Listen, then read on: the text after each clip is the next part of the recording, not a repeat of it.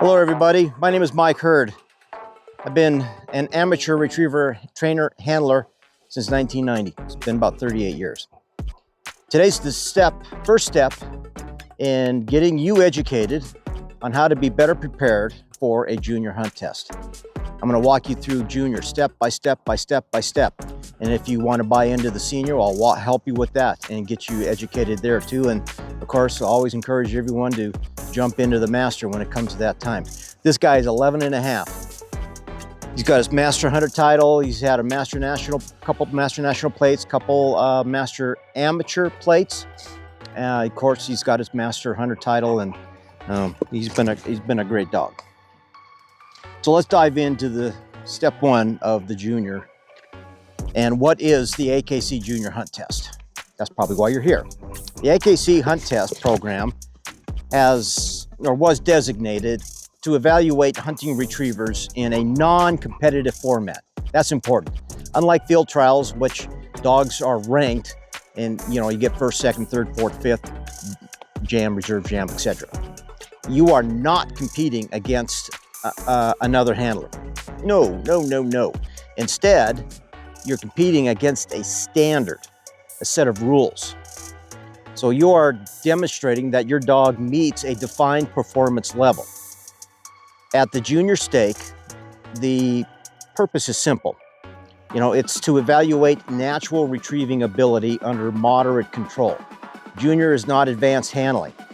Junior is not precision obedience under complexity. Junior is simply about marking, desire to retrieve, basic steadiness, controlled delivery. It's the foundational level for all hunt tests to come, like the senior and master. How junior differs from senior and master. This matters greatly for your mindset on what we need to do for your dog to be successful at the junior level. So junior is just simple single marks only. There's no blind retrieves, no honoring. Moderate control is expected. At the senior, you've got double marks, blinds, honoring. The increased level of difficulty goes up, and in the premier event is the master. You got triples, you could have quads, you got multiple blinds, diversions. I mean, significantly harder than what you're going to find in the junior level. Junior is an entry level point, but it's not a casual entry point, all right? It's foundational, and foundational mistakes here can still get you a failure, but it's really going to be amplified once you move up into the senior level. So section 3, the structure of a junior test. A standard junior test includes 1 land series, 1 water series. That's it. Single marked retrieves, plural. There's 2 singles on land, 2 singles on water. Distances usually range from 75 to 125 yards. Varies by judge and terrain. Now in the rule book, it says marks should not generally exceed 100 yards. That doesn't mean they can't exceed 100 yards. If you're on a golf course and all you have is distance, they're going to put marks beyond 100 yards. So your dog needs to be comfortable going 125, 150 yards to get a mark. Birds may be thrown, by gun station, person or a winger that's out in the field, accompanied by a shotgun report or a simulated shotgun report. A lot of clubs now are using those propane boom guns. Dead birds and flyers are in most. You're going to get 1 flyer usually in a junior test. You should get 1 flyer. If not, there's probably some extenuating circumstances beyond the club's control, but you should generally get at least 1 flyer. All right, the dog must watch the bird in the air, fall, and land on the ground. Retrieve promptly. Return directly back to you. This is a big one. Deliver to hand. Heel. Remain reasonably under control throughout the entire test scenario. You must pass both to earn a qualifying score. So you got to pass both. You got to get through 1 series, then you get called back to the next. If you get through both of those, and you did reasonably good, you should get a qualifying score. And qualifying score means that you pass, you got a ribbon. And if you get 4 of those, that means you'll get a junior hunter title. Core evaluation categories. Judges evaluate on 5 primary things at the junior level. I think 5, aren't there 4? Yes, there's 4 in the judge's book, but the 5th one is one of the most critical ones, and it's the most difficult aspect about the junior that we need to discuss. So what's in the judge's book and you're getting scored on? Marking, perseverance, style, and trainability. That is for junior, senior, master. Those are the 4 criteria in a judge's book that you're going to get scored on from 0 to 10. And we're going to go over those here. So let's start with marking ability.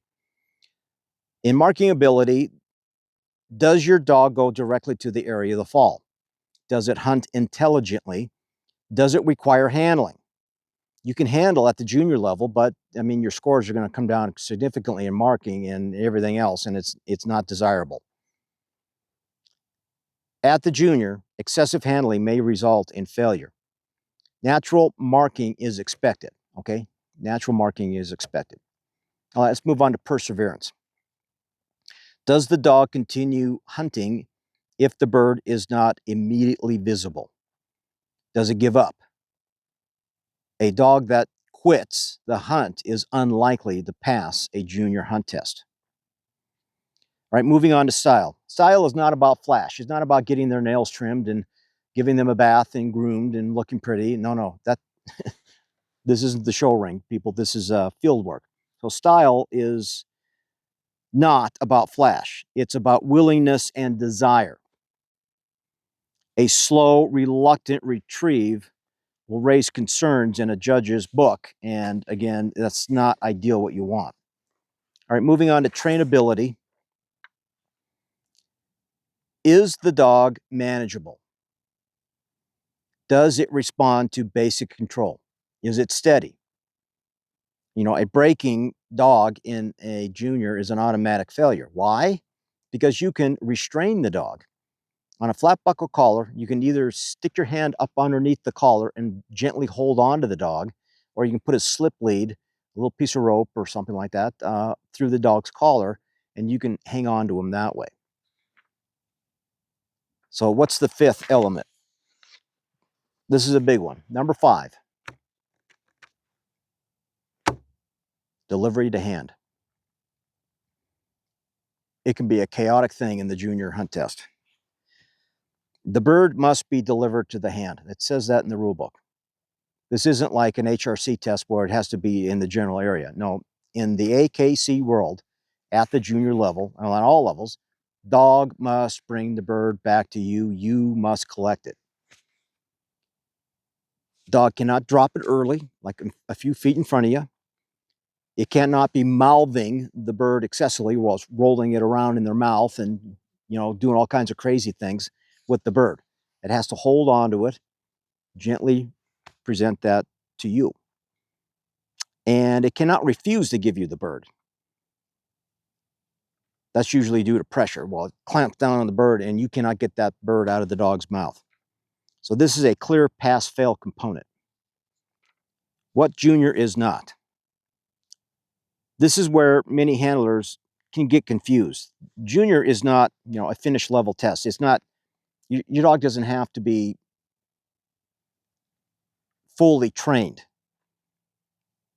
It's not a field trial. It's not precision handling event. It's not a blind retrieve test. It's not a test of extreme obedience. Overtraining can actually create some problems for you in the junior. You don't need to have complex casting drills, advanced blind work, handling whistles on marks, etc.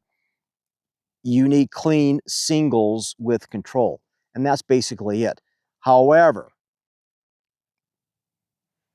that doesn't mean you can't train at a higher level, and that is something I strongly encourage, that your dog, you're ready for a senior, then you come down and run a junior, and that makes running that junior a heck of a lot easier to do. All right, common misunderstandings. Let me correct some 4 basic myths, okay? The junior is easy. That's myth number 1. No, it's not easy. It is simple, but it's not forgiving on marks and control issues. Myth number 2, my dog retrieves in the backyard, so hey, we're ready to run a junior. Not necessarily, because you go to a hunt test and man, the excitement and adrenaline, the control aspect of that thing can get out of control in a big hurry. So myth number 3, if my dog hunts long enough, it'll pass. Not necessarily. Just because your dog picks up the 4 birds doesn't necessarily mean you're going to be going home with a ribbon. Judges evaluate efficiency and independence. So myth number 4, a minor break isn't a big deal. And I just told you, a breaking dog is a disqualification. Section 7, the real standard in plain English. Okay, let's just get right down to the bare bones. If I reduce junior to its simplest definition, a junior dog, is a young or inexperienced dog that marks a single bird naturally, retrieves enthusiastically, returns promptly, delivers to hand, remains reasonably steady and manageable. If those are consistently present, you are within the standard that's in the rule book. One of those is unreliable. If you have trouble with one of those categories, you may not pass, but that's okay. It's not a big deal to fail at a hunt test, because you're going to learn from your mistakes. That's what this course is all about, and I'm going to help you try and fix some of those issues. In the next lesson, we're going to go deeper into the official AKC junior rules and regulations.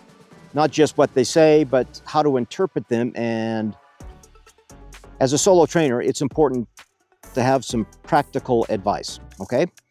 Because knowing the rule book and understanding how judges apply it are 2 different things. So before moving forward, I recommend that you download the official AKC Retriever Hunt Test rules and regulations off the AKC website. And then we'll break it down together in the next lesson.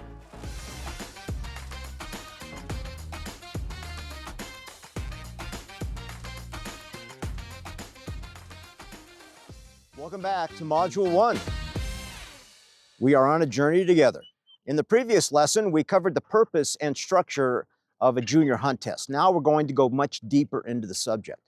In this lesson, we're going to break it down, the official AKC junior regulations, not the legal language, but in practical training focused terms, because there's a major difference between reading the rule book and understanding how judges apply it in the field. So let's begin with the most important concept. Junior is a standard, not a competition. According to the AKC Retriever Hunt Test regulations, dogs are evaluated against a written standard, not against each other. This means there is no placements. There's no ranking here. Each dog either qualifies or does not qualify. To earn a qualifying score at junior, your dog must receive a passing evaluation on both a land series and a water series. Failure in either one of those series means no qualification for that particular test. You must earn 4 AKC junior passes to get a title. Age and eligibility requirements is the next topic. According to the AKC regulations, a dog must be at least 6 months old to enter a junior hunt test. The dog must be AKC registered, spayed or neutered, that's fine. Limited registrations, that's fine. However, and this is an important issue, while 6 months is the minimum age, very few 6-month-old dogs truly are ready for the junior standard. Age eligibility is not readiness. Readiness is performance-based, and we will define that later in this course. Number and type of retrieves. At the junior stake, dogs are required to retrieve single marks only. There's no blind retrieves, there's no honoring of another dog, that's not required. Each test consists of a land series and a water series. In each of those series, a dog must complete 1 or more single mark retrieves. Distance typically ranges, as I said in the last video, approximately around 75 to 125 yards. However, distance is not the true difficulty. Factors that increase difficulty in the junior include terrain changes, wind changes, cover, and of course, gun stations out in the field. Water entry is a big complexity in the junior.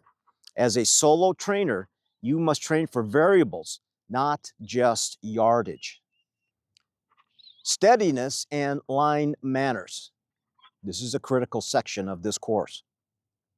The regulations state that the dog must reasonably be steady at the line. Let's interpret that. Reasonably steady means the dog remains sitting until scent. The dog does not break. The dog does not require excessive physical restraint. The handler maintains control. Breaking, leaving before being told to go or being sent, is an automatic failure. Creeping, minor forward movement may be tolerated depending on the severity and the judge's discretion.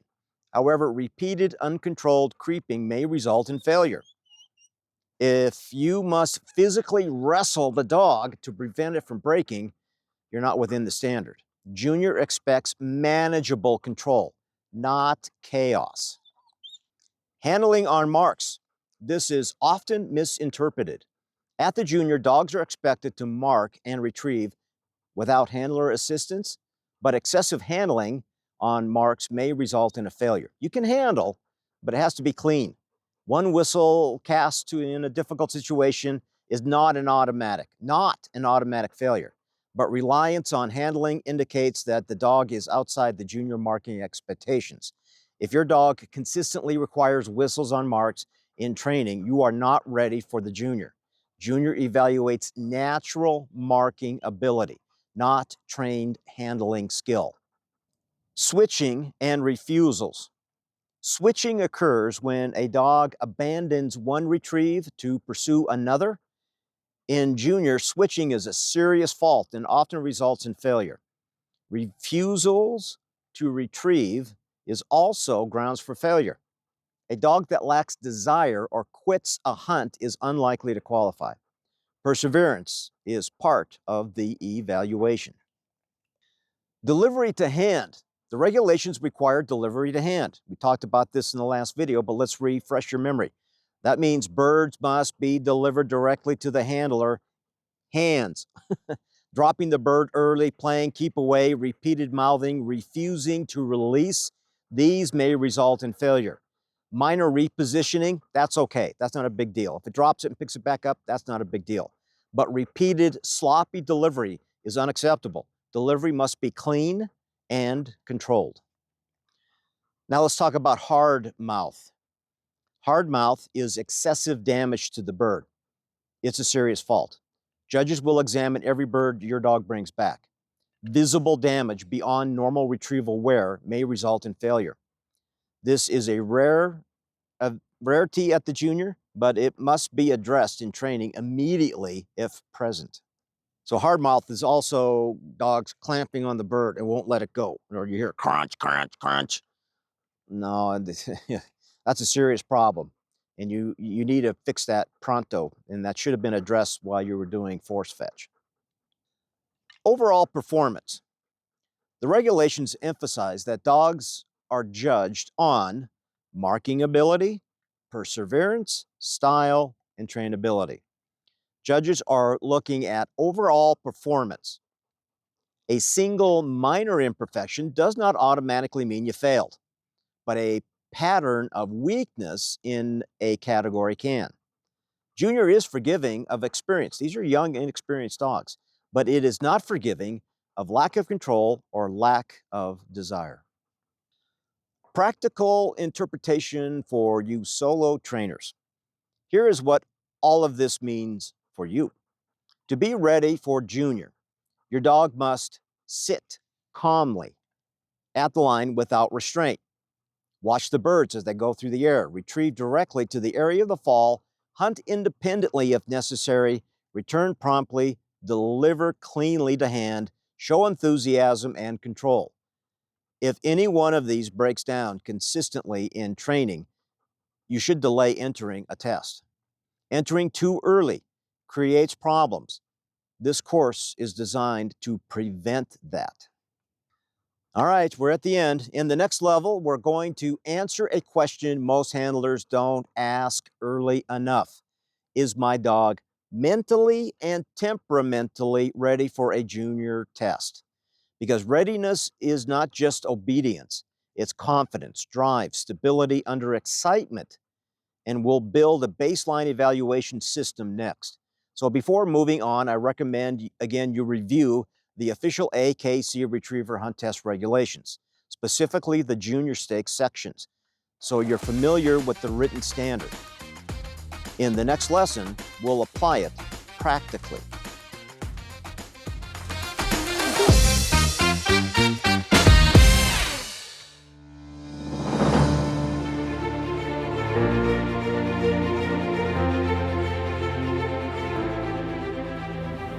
All right, we're moving on to lesson 3. What causes a failure at the junior? These are some of the non-negotiables that you should be writing down and observing in your dog. So welcome back.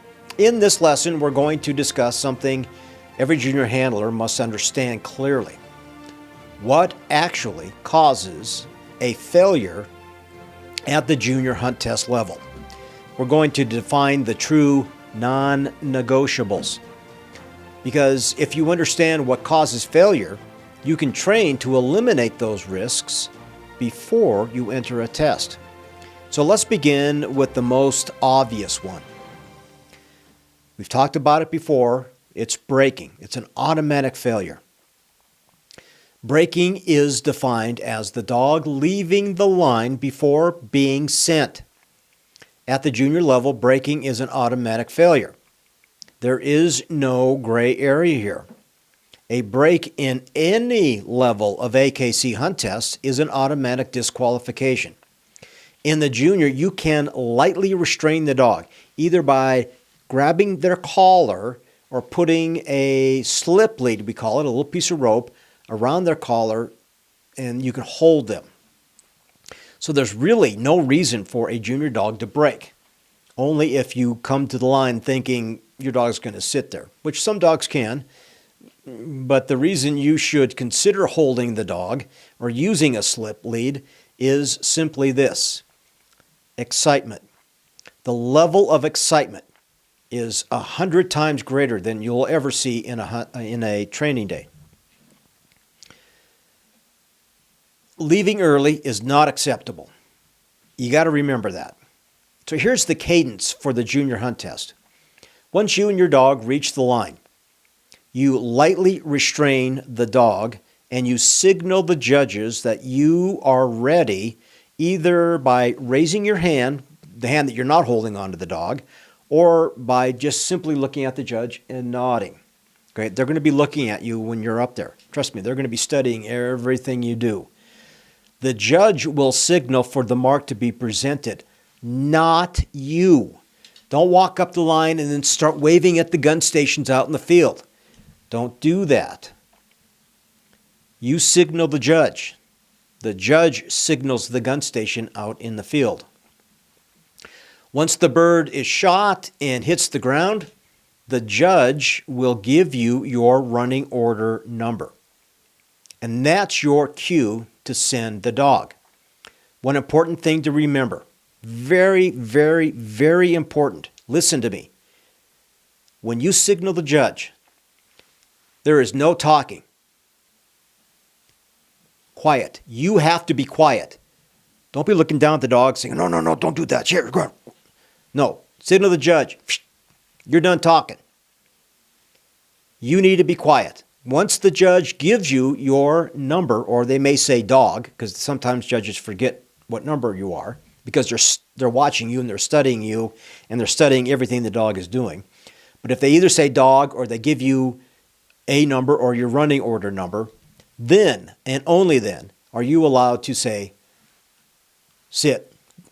Okay, pay attention, give the dog's name or whatever command you give to have the dog retrieve the bird. All right, the next one is failure to retrieve. It's Captain Obvious time. This includes refusal to go, or what we call a no-go scenario. If you say the dog's name or you say back or whatever command you give to send the dog, and the dog doesn't go, keep trying until the judge tells you you're done. Because there is a little bit of wiggle room in here for confusion, but a very little amount of wiggle room.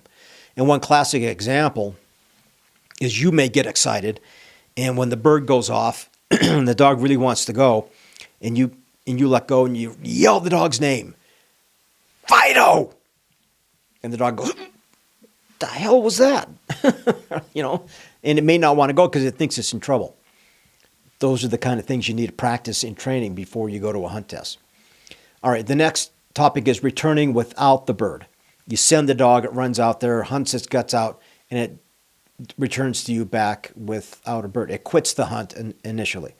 So avoiding picking up the bird is another scenario you'll see in the junior. They'll run out there and they'll kind of do a little dance around the bird and they'll look at it and they, nah, I don't think I want to, and they'll come back in. Sometimes the live flyer is still alive. And a live bird can be a little scary and intimidating to some inexperienced dogs. Again, that's something you probably should have addressed in training. Junior evaluates desire and perseverance. If a dog shows reluctance or refusal, judges cannot award a qualifying score. A slow dog can still pass, but an unwilling dog cannot. If your dog occasionally loses confidence in cover or water, or with wounded game, birds that are not dead, that's the stuff that needs to be addressed way before you enter a hunt test. Speaking of bird issues, switching. Switching occurs when a dog abandons one bird to retrieve another.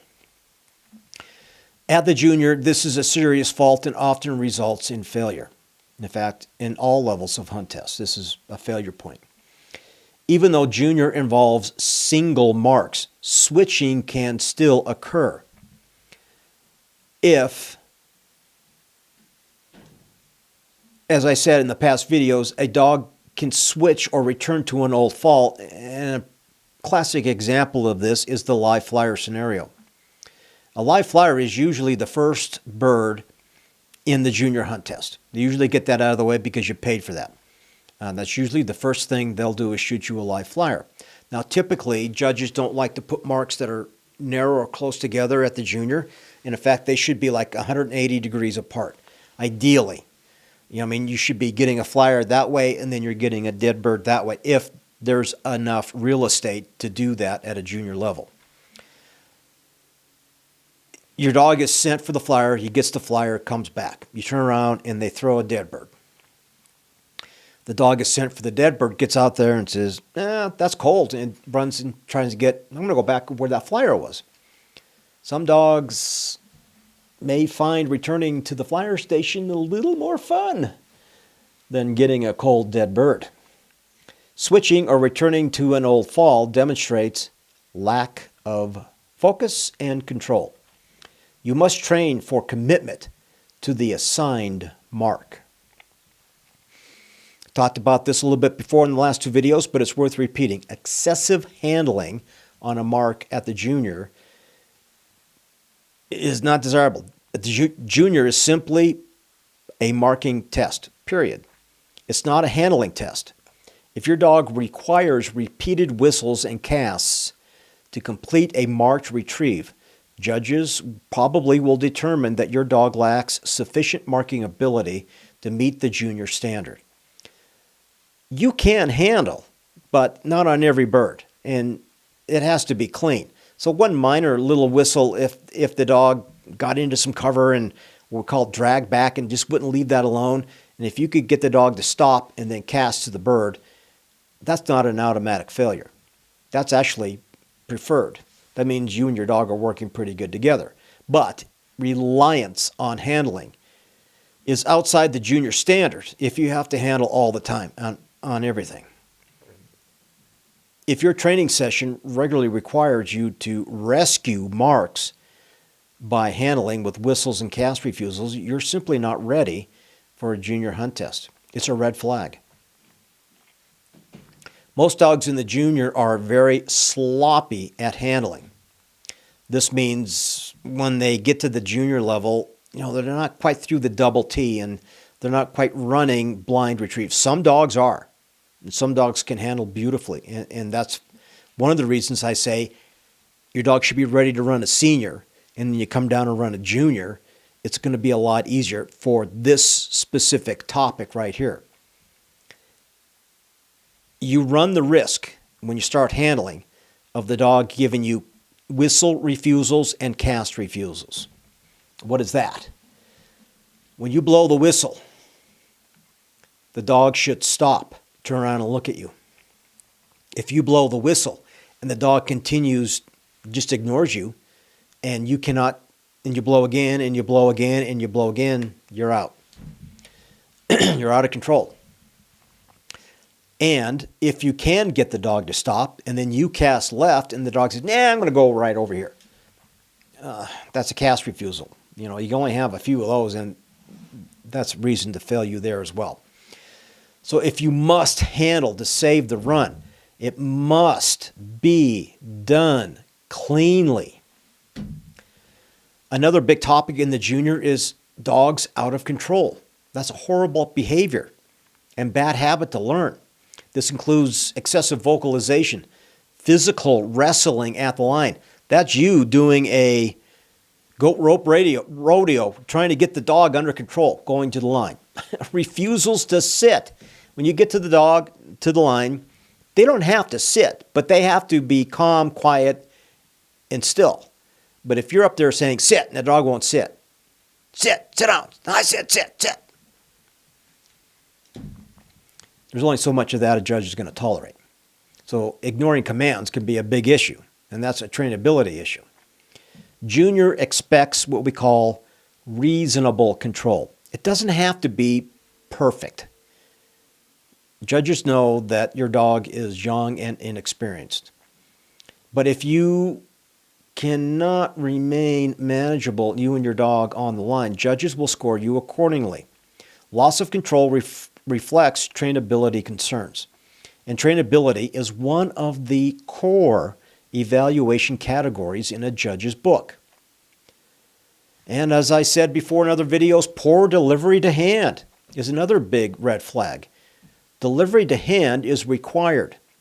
Common failure scenarios include dropping the bird several feet away. Now that might be allowed at the HRC started level, but it's not allowed at the AKC junior level. Refusing to release the bird. That's another big one. Dogs, young dogs, inexperienced dogs, they want to play keep away. They want to show the judge what he found. And if you can't get the dog back to you, that's a big issue. And repeatedly spitting the bird out right before you grab the bird. So the dog may come in and sit perfectly, and then you go down to grab the bird, it spits it out before you can grab it. And it hits the ground. What are you going to do then? This is a big one. You do not pick that bird up off the ground. If you pick that bird up off the ground, you're out. It has to be delivered to hand. That doesn't mean deliver it at your feet and you pick it up. That's where you'll see a lot of junior handlers begging the dog to pick up the bird. They have to take a step back, fetch it up, come on, here, oh my God, that could be a goat rope rodeo right there too. That can go on for, feels like an eternity. But that's another training issue.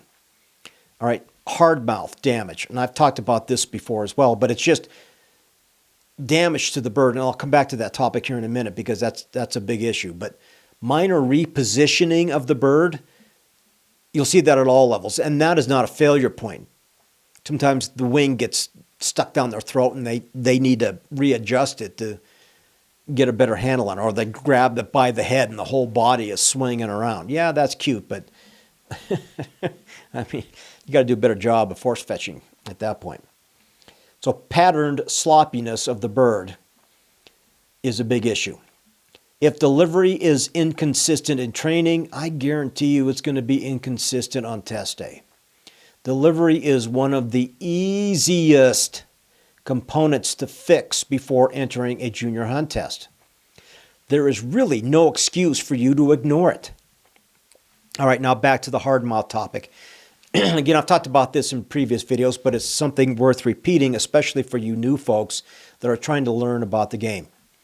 Hard mouth refers to excessive damage to the bird caused by improper biting or clamping down on the bird to the point where you hear crunch, you hear bones breaking. And the judge will grab that, and if it's real soft and you broke the breastplate on the bird, they're going to feel for that. You're going to get dropped for that. Judges will inspect every bird you bring back, and excessive damage is going to result in failure. No question about it. This is uncommon at the junior level, but it can happen. You must address that immediately in training if you see that. And for the love of God, don't bring that dog to a hunt test and if it has this hard mouth issue. Because again, I'll guarantee you that the excitement of being there around all those people is only going to make that worse. Don't ignore hard mouth issues. It can definitely escalate as you try and move up into higher levels. You need to get a hold of it when they're young. Another big thing, a topic I have not talked about yet, is gunshot sensitivity. A dog showing fear of gunfire will not qualify. Junior tests include a shotgun report out in the field at a gun station. This is usually a propane boom gun. And some clubs may use what we call field trial poppers. They're 12-gauge shells. There's no shot in it, but there's gunpowder in it, and they are loud, very, very loud. If your dog hesitates, avoids, or shuts down when he hears a shot, you're not ready to go to a hunt test. Gunshot conditioning must be solid before entering your first hunt test or your next hunt test if you have an issue with that. Again, this is one of those non-negotiable topics. All right, let's talk about pattern of weakness. Judges evaluate your overall performance. They have 4 criteria they're looking at: marking, style, trainability, and perseverance. A single small imperfection does not automatically fail a dog. However, a pattern of weakness in any category probably will. For example, dogs may have big wide hunts. They just simply run way away from the mark, and then they're hunting and hunting and hunting, and then they slowly work their way back into the mark, and it takes forever. All right, well, one of those is fine. You can have a lower marking score, but if you do that on your second and your third, you may not get to the 4th mark in that hunt test. Repeated poor line manners is another issue. If it happens every time you bring the dog up, you're doing singles.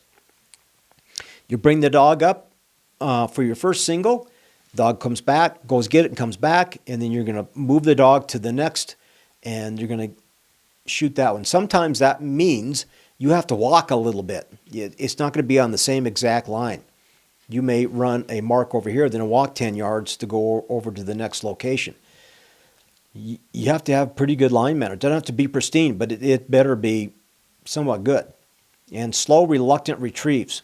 That's another big one. A dog that just kind of trots out there. Okay, I'll go get it. That doesn't look good. Persistent creeping, even though you should be holding on the dog. Creeping is a bigger issue at the senior and master level than it should be at the junior.